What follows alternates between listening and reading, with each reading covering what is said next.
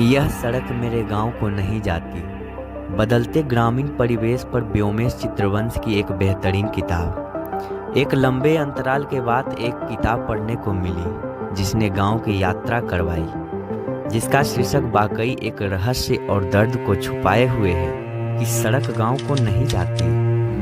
जो खुद अपने गांवों से बिछुड़ गए हैं, आज वो गांव मिल जाने पर भी या यूं कहें दिख जाने पर भी अनजान सा लगता है। हालांकि अब उस गांव के खेत खलिहानों में अब बैल की जगह ट्रैक्टर नजर आते हैं।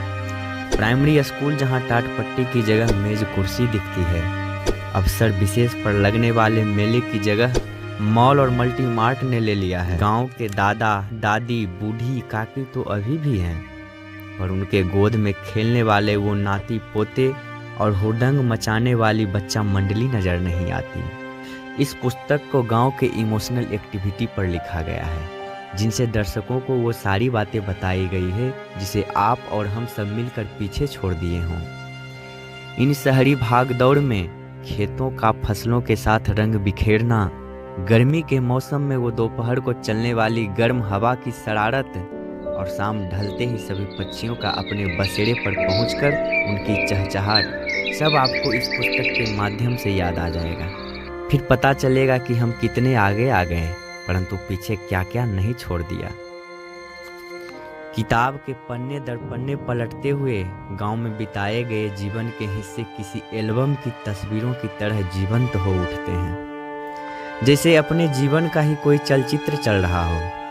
हर कहानी, हर किस्से के अंत में बहती पुरवैया जैसा महसूस हो रहा है, जिसके कारण पुरानी यादों का दर्द व टीस भरा उभर आता है।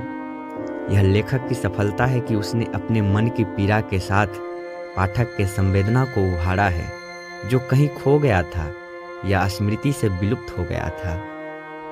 सचमुच आज की सड़क उस गांव को नहीं जाती जहां भारत गांव का देश होता था। विडंबना यह है कि शहर तो कंक्रीट के जंगल बनते जा रहे हैं और सड़क गांव का भौतिक विकास कर रही है। भले ही वह कंक्रीट व कोलतार से ही क्यों ना हो, पर यह भी कड़वा सच है कि कंक्रीट व कोलतार वातावरण में जीने के लिए सांस नहीं मुहैया करा पाते हैं। किताब के किस्से गुदगुदाते हुए हंसाते हैं और हंसाते हंसाते आंसू निकाल देते हैं, पर किस्से का अंत होते होते यही हंसी किस्से में उठाए गए सवालों के साथ गले को रूंधते हुए सिसकियों में बदल जाती है। पाठक कुछ कहना चाह कर भी भीगे मन और रोते दिल में कुछ बोल नहीं पाता। वह खुद से सवाल पूछता है कि उसने इन बीते सालों में क्या खो दिया। उसका सब कुछ उसके आसपास दिख रहा है, गांव भी, मगर हकीकत में ये वो गांव नहीं जो गरीब होने के बावजूद दिल से अमीर था। कमजोर और बदरंग दिखता था, मगर वो मजबूत और सतरंगी स्वभाव को अपने में समेटा था। जैसा कि लेखक अपने किताब के भूमिका में अपनी बात में ही कह देते हैं।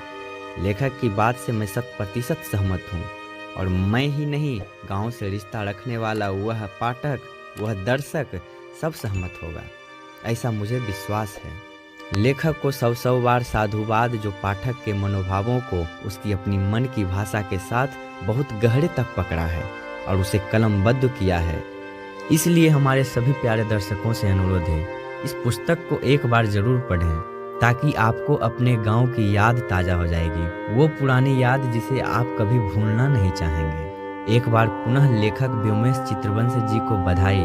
हमें उम्मीद है कि आने वाले दिनों में उनकी अगली किताब भी हमें ज़िंदगी के ऐसे बिछड़े लम्हों को जोड़ने में सफल होगी। अगर आपको और भी इसी प्रकार के किसी पुस्तक की रिव्यू या उसका समरी का समालोचन आपको चाहिए, हमारे चैनल को सब्सक्राइब करके बेल आइकन जरूर क्लिक करें और कमेंट बॉक्स में अपना ओपिनियन जरूर दें। धन्यवाद।